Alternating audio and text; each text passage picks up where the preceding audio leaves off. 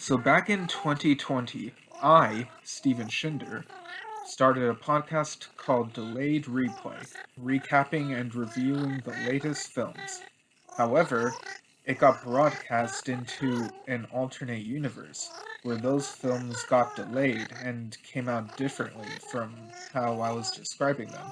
Because of how me and my guests had been describing the films, people in that other universe were saying that this was all an improvised comedy podcast, which, listening back, I can totally get why they believe that. A lot of weird stuff happened in that first year, and I even met my other self from that other universe, who pops in from time to time, for better or worse. And now, in the year 2023, this podcast continues, still recapping and reviewing movies and sometimes some other things that got delayed or cancelled in that other universe.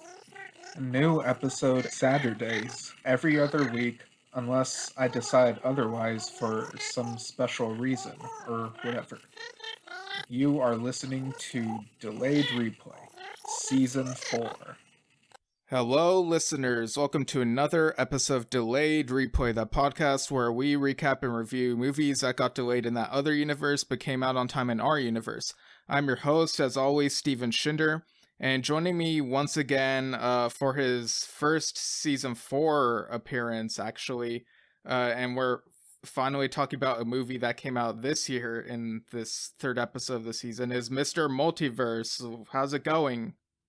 Oh, it is good in the multiverse. I thought I'd pop back and see how everything is movie-wise. Yeah, because I think in both universes, there are some cape movies that, like, some are good, but some end up being ridiculous. So we'll let people know how this one ended up for us. This one came out January 13th in our universe and is, of course, Kraven the Hunter, Sony Marvel movie. But before we get into it, how familiar are you with Kraven the Hunter stories, Mr. Multiverse? The thing is that Kraven is one of my favorite Spider-Man villains, but there's really only one good story with him, and that's Kraven's Last Hunt.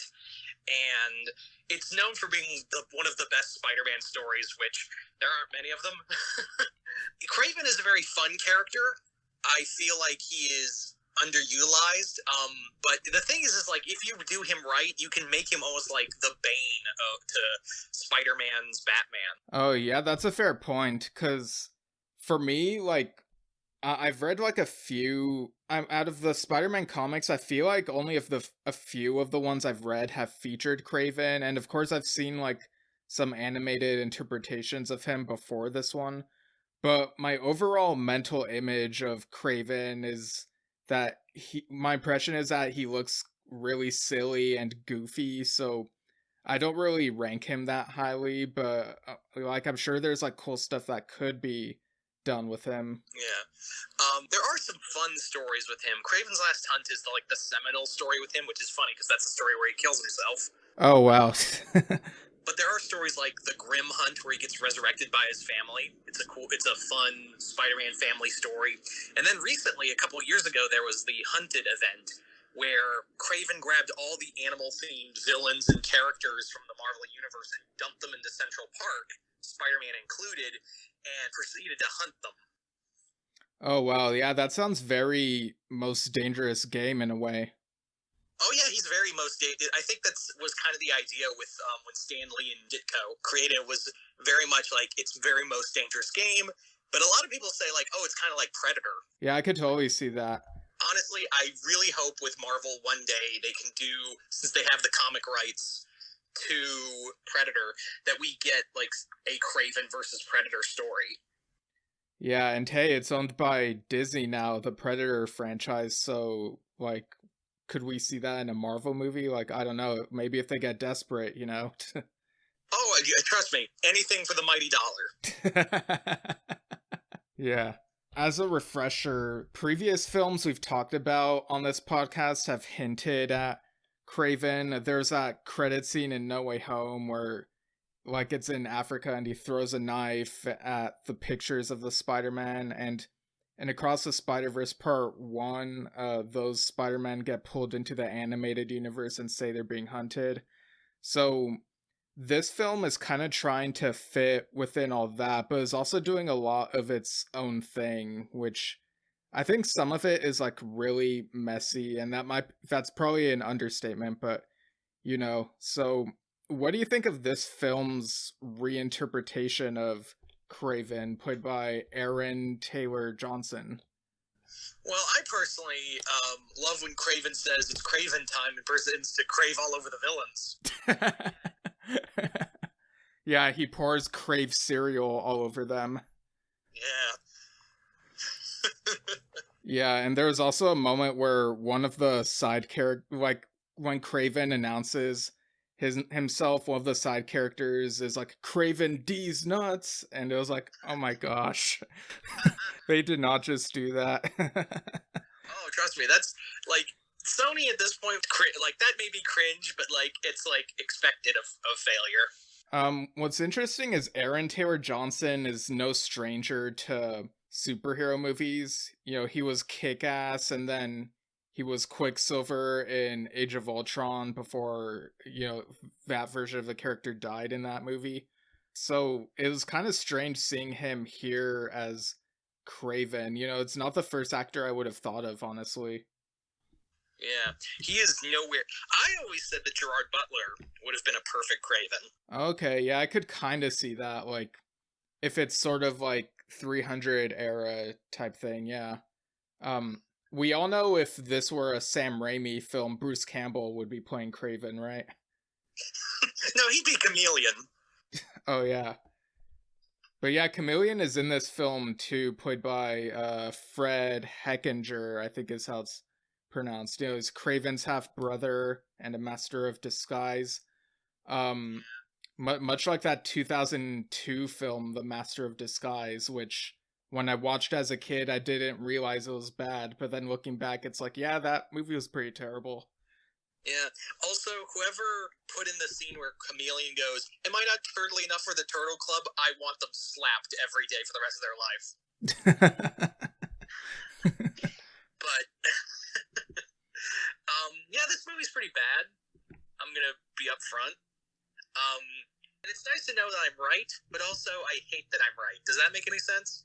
Really weird that this movie got made, and they even turned Kraven into like sort of a protector of nature and like someone who loves animals, but he's also a hunter, and it's like some of this is like really inconsistent. It's like I don't know if this character could carry his own film, really. Yeah, the problem with Kraven is that you could do it. There, in theory, you could do a Kraven movie, but they missed the mark because, yeah, he's supposed to be a poacher, and he also he doesn't want to protect animal life, he wants to conquer it. That's the whole thing of why he goes after Spider-Man so many times, because he's like, you are the ultimate prey and all that. It's that, and I don't get why they want to make him like Tarzan. If that's the case, just do Tarzan. You can do it. It's a public domain character. Yeah, and good God, can Aaron Taylor Johnson not do a Russian accent? It's really him just doing that stupid accent he had in Age of Ultron.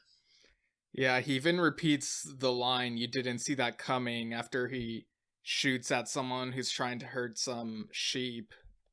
And it was such an eye-rolly line. Yeah, it also doesn't help that Kraven's supposed to be like a big dude. Like, he's supposed to be buff and bulky. Here, Kraven's like skinny. I mean, he did like muscle up, but not that much. It's pretty insulting to the character. But as a fan of the villain and what the character is, I felt like Morbius, I had no connection to, because I was like, but it was like I felt insulted the whole movie. I don't know if you've ever been like insulted as a fan. I have actually, like when I watched the second Maze Runner movie and it was almost nothing like the book. I'm sure I've experienced that with some superhero movie. There's just been like so many, and it's like, yeah, I don't know. This was, Yeah, you're just trying to keep yourself from throwing up at the memory of this film. Yeah.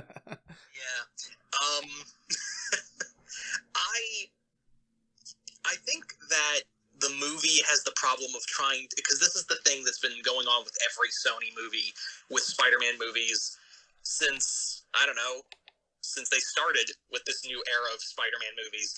The problem is that they're trying to have too many cooks in the kitchen, and they're trying to build a universe with one character. And you can't get newsflash, you can't do that. What's weird is they make it so that Kraven's reason for wanting to hunt Spider-Man is that he's heard all these rumors on the internet that Spider-Man is like some sort of mutant that'll evolve into some ultimate predator that will devour all animal life on Earth. And it's like, this is such a weird way to change the character. And whenever he is trying to chase after these Spider-Man, you don't see the actors' faces. You know that it's their stunt doubles, and it's just, they basically don't feel like they're really there, and so it feels like a really empty film, like during those chase scenes. Yeah. And I was like, it really feels like, it really, also the whole thing with the internet rumor, and I'm like, really? That's how he gets attracted to hunt Spider-Man, is it's an internet rumor? Yeah, I think there's also like a quick line implying that Jameson might have started spreading the rumor, but it's like a blink and you'll miss it thing. But either way, I don't think it really adds anything compelling. Yeah. So, was there anything good in here you liked? I know it's few and far between, my dude. I kind of liked how Chameleon looked, but the acting for Chameleon wasn't, like, it was pretty mediocre at best, I would say. Like, I don't know, maybe in a different universe the acting could be better, but here it's just, like, I liked the disguises that Chameleon would use. Like, there was one point where he dressed up as a black bear for some reason. Like, just to scare Kraven. It was a real weird scene, but yeah, I don't think Chameleon is used that well in this film either. It's, like, despite some of the disguises looking kinda good, like, some of the budget went to those, but not to, like, some of the other stuff, which is why some of the effects look really clunky, like, during the action sequences. I generally don't know what they were trying to do with it's the same thing with, like, you wasted a good actor on a terrible role. We also have Calypso, and there's, like, what'd you think of the romance subplot between Kraven and Calypso in this? Oh god, I generally was like, I don't care about any of this. It's so forced, it's so bad. And the other thing is too, is that the other, like, thing about this is that Calypso herself is hardly, like, yes, she is, like, canonically Kraven's wife, but really there's no big connection between the two. It's more like she loved him for his power and, like, how well of a hunter he was, and how she could be, like, dominated by him. I'm like, this is a really toxic relationship that they're trying to normalize, and I don't like that. Yeah, and she's supposed to be like a voodoo priestess, but here it feels very surface level, and, like, they didn't do much research about that type of role, and it ultimately feels like a generic romance, like something that people would probably compare to Twilight or something like that. Yeah, and oh god, this is just all around. Oh, god, I just hate this movie, Steve.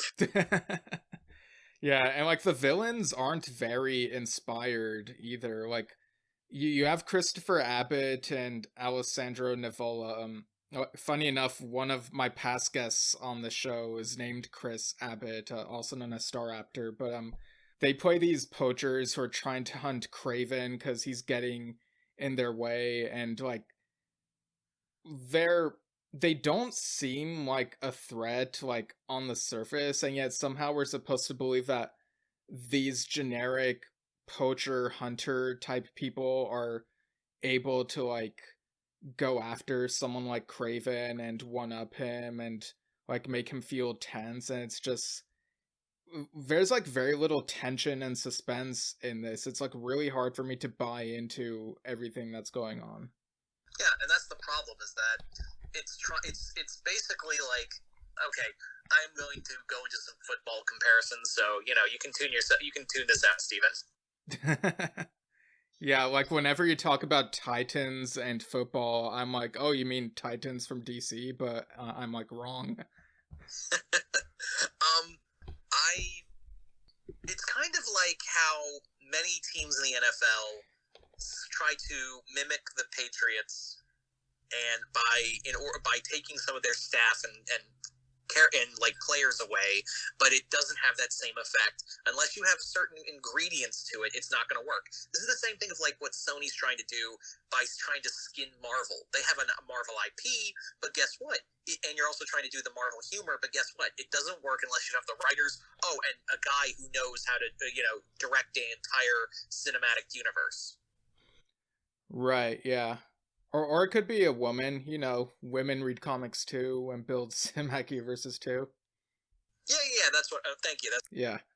One good thing that I just remembered is that there is a gorgeous shot of a sunrise in Kenya, and it's like very majestic, but that's about it. Like the rest of the cinematography in this feels very shaky cam and not good to look at. It's like a very ugly cinematography, and it's just like I had a migraine when I got out of the theater watching this Mr. Multiverse. Yeah, I was. How is Sony able to make like this movie was not meme worthy, because there's no way you can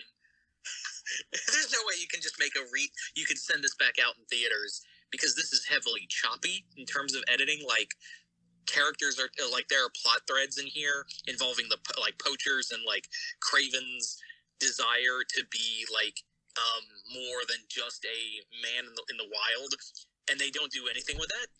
And yeah, this clearly also was meant to be R-rated, but got heavily cut down to PG-13. Yeah, like when he kills the villains, you can tell that it was supposed to be more gruesome, but it just cuts away, and it feels like a very abrupt change of shots, and yeah, like this was not a very well edited, well shot movie, and it's really frustrating. Like it's it's like, did they not see how terrible this could be just based on everything that they were trying? And like, maybe when developing it and like looking back at the ideas, they could have been like, you know what, these ideas are pretty terrible, maybe we should not do this.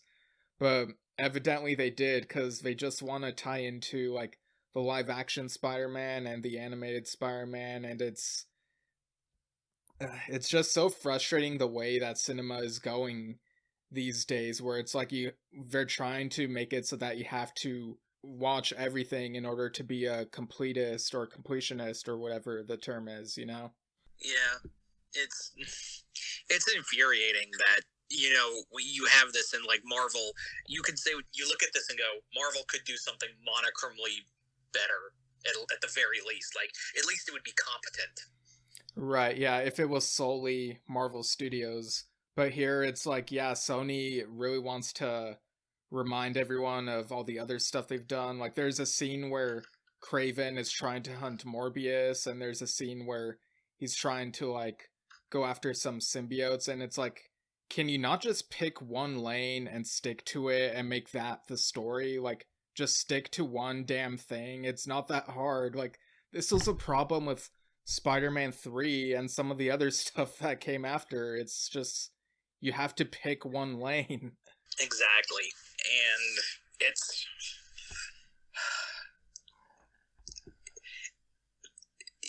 it's trying to, it feels like, like we're watching like a Marvel version of what DC had been trying to do for like 5, 6, almost 10, like we're going on 10, like 8, almost 10 years, right?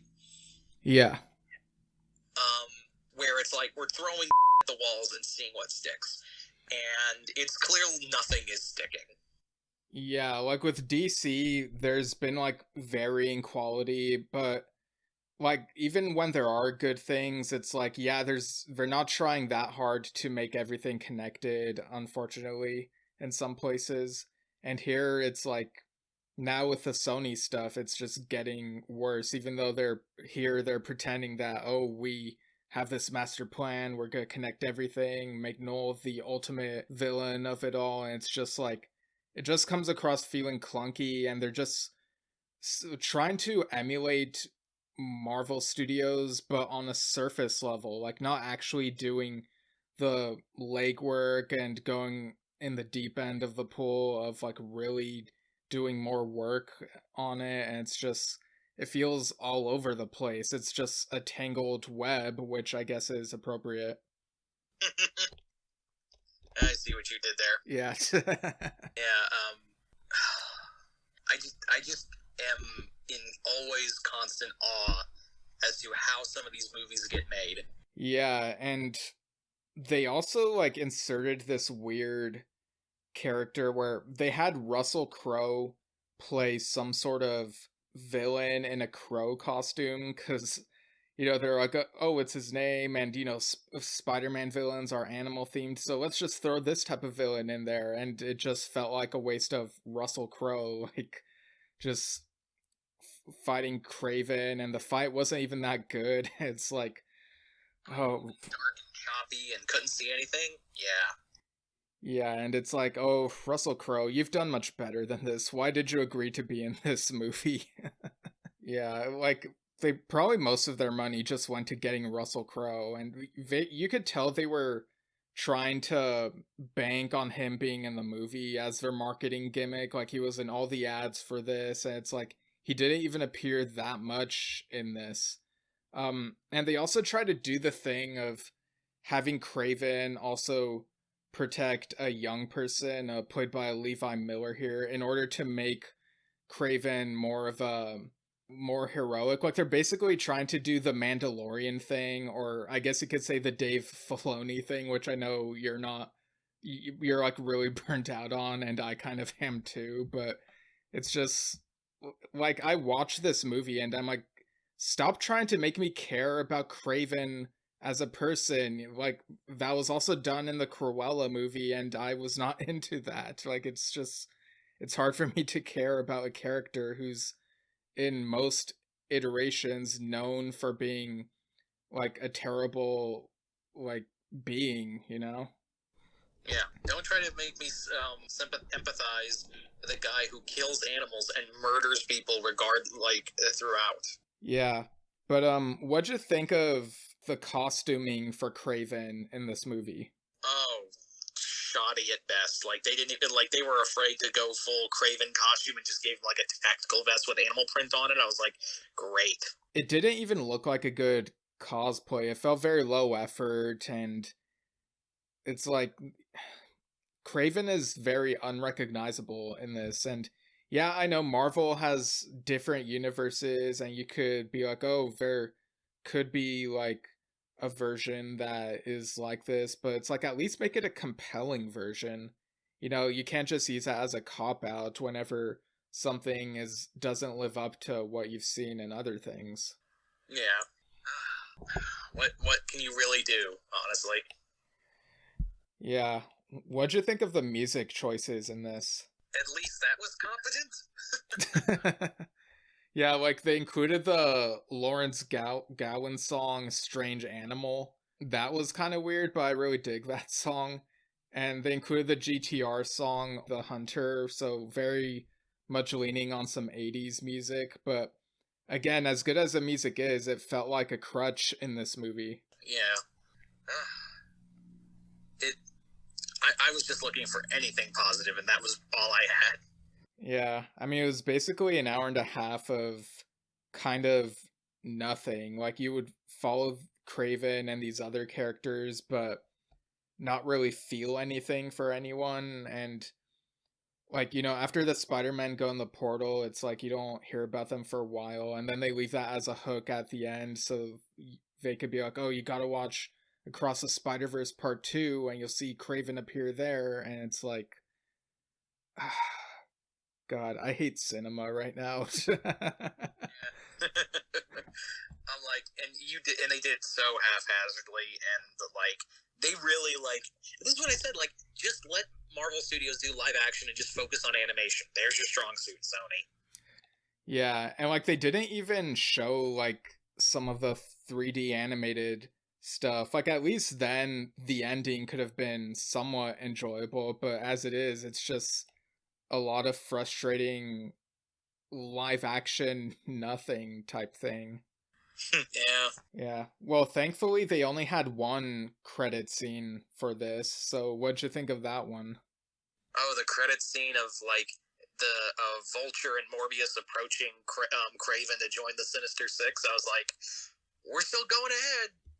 We're dragging this corpse of a franchise along, but we're still going. Yeah, they just keep on like reforming these Sinister Sixes, and I mean that's basically what happens in the comics. There are different iterations, but it's like, how many times can you tease the Sinister Six and have it be exciting? Like it's just, it's like not anymore after like, especially after this nothing of a movie, and it's like, whatever. That's the problem, is that like I would love to see the Sinister Six done in live action. It's the first supervillain team of Marvel. It's one of the most recognizable supervillain teams in comics, period, and I would love to see it. And you had an opportunity to do it in No Way Home. Yeah, but there they only called it Task Force 6. Yeah. Who really knows at this point, like, if we'll get it and it will be worth it at this point, right?